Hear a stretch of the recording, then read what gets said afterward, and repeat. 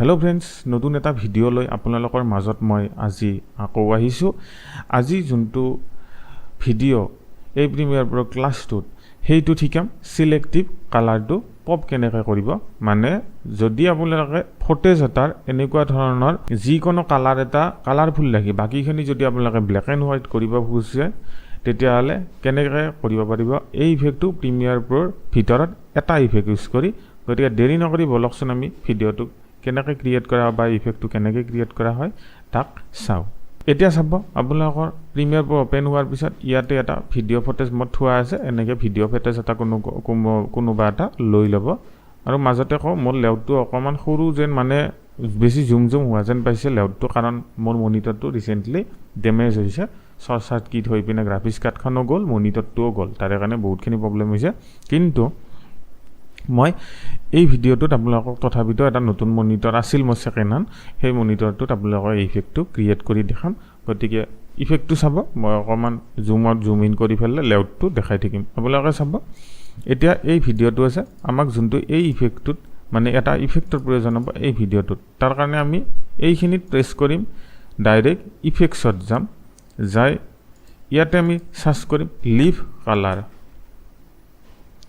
আৰু এইটো লিখাৰ পিছত ইয়াতে এটা কালাৰৰ ইফেক্ট আহিব। এইটো আমি নি পিনে এই ভিডিঅ' লেয়াৰটোত ড্ৰেগ কৰিম।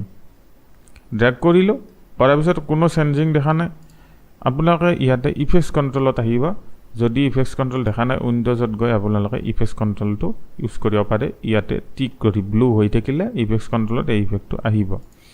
তাৰপিছত চাব পাৰে ইয়াতে আহিছে। এতিয়া মই কি কৰিম, প্ৰথমতে এইখন মই জুম কৰি লৈছোঁ, লৈ পিনে ইয়াতে চাব পাৰে এইটো ইফেক্টত যদি এইটো লেয়াৰত চিলেক্ট নকৰে তেতিয়াহ'লে ইফেক্টছ কণ্ট্ৰলত একো প্ৰপাৰ্টিজ দেখা নাপায়। যদি ইয়াতে চিলেক্ট কৰে আপোনালোকে প্ৰপাৰ্টিছত যায় তলত যাব। মই ওপৰখিনি ক্ল'জ কৰি ল'ম, এনেকৈ আপোনালোকেও ক্ল'জ কৰি ল'ব পাৰে যাতে আপোনালোকৰ ইফেক্টটো দেখুৱাত সুবিধা হয়। তাৰপিছত চাব এতিয়া ইফেক্ট আছে লিভ কালাৰ, এই ইফেক্টটো চাব, এইটো আহিব। অহাৰ পিছত ইয়াতে মাস্কিঙৰ প্ৰপাৰ্টি আছে, এইখিনি প্ৰয়োজন নাই। এমাউণ্টটো ডিক'ডাৰ, এইটোৰ প্ৰথম প্ৰয়োজন নাই। আমাৰ প্ৰথমতে কাম হৈছে এই যোনটো কালাৰ হৈছে ৰেড, ইয়াৰে কাষৰ কালাৰ পিকাৰ এটা টুল আছে, এইটো দি নি পেলাই আমাক যোনখিনি লাগে, আপোনালোকে যোনটো কালাৰফুল হৈ থকা লাগে সেইটোত এবাৰ ক্লিক কৰি দিব। মই ফুলকেইটা কালাৰফুল হৈ থকা বিচাৰিছোঁ, গতিকে ইয়াতে এবাৰ ক্লিক কৰি দিম। দিয়াৰ পিছত এনেকৈ এই কালাৰটো ইয়াতে আহি যাব। যাৰ পিছত আপোনালোকে ইয়াতে দেখা পাব এনেকৈ ইয়াৰ এমাউণ্টটো বঢ়াই দিব, 100 কৰি দিব। দিয়াৰ পিছত আপোনালোকে চাব পাৰে এনেকৈ ইয়াতেও তাৰমানে ফুলকেইটা কিছুমান বগা হৈছে, কিছুমান কালাৰফুল হৈছে, বাকীখিনি হৈছে অলপ, কিন্তু প্ৰপাৰলি আমাৰ প্ৰটেষ্টটো হোৱা নাই। তাৰে কাৰণ হৈছে ইয়াতে দেখাইছে মেটছ কালাৰ, ইয়াতে দেখা পাইছে ইউজিং RGB আছে। গতিকে ইউজিং RGBৰ এইখিনিত আমি প্ৰেছ কৰি ইউজিং হিউ কৰি দিম। তাৰপিছত আপোনালোকৰ ইয়াতে এমাউণ্টটো এনেকৈ আহি যাব। চাব পাৰে এইটোৰ মই প্ৰায় 95 ৰাখিছোঁ কৰি পিনে। এতিয়া চাব পাৰে আপোনালোকৰ এইটো ভিডিঅ' এনেকৈ প্লে হৈছে। মই ফুল কৰি এবাৰ প্লে কৰি দেখাই দিছোঁ, দেখিছে এনেকুৱাকৈ এই ইফেক্টটো ক্ৰিয়েট হৈছে। এনেকৈ আপোনালোকক চাব।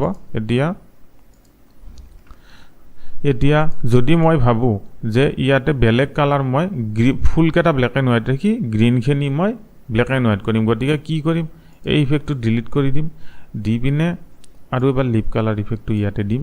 দি পিনে এতিয়া মই গ্ৰীণখিনি মানে কালাৰফুল ৰাখিম, বাকীখিনি ফুলখিনি ব্লেক এণ্ড হোৱাইট কৰিম। গতিকে কি কৰিম, ইয়াতে কালাৰ পিকাৰ টুলেদি চিলেক্ট কৰিম গ্ৰীণটোত, কৰি পিনে ইয়াৰ এমাউণ্টটো আমি এনেকৈ বঢ়াই দিম।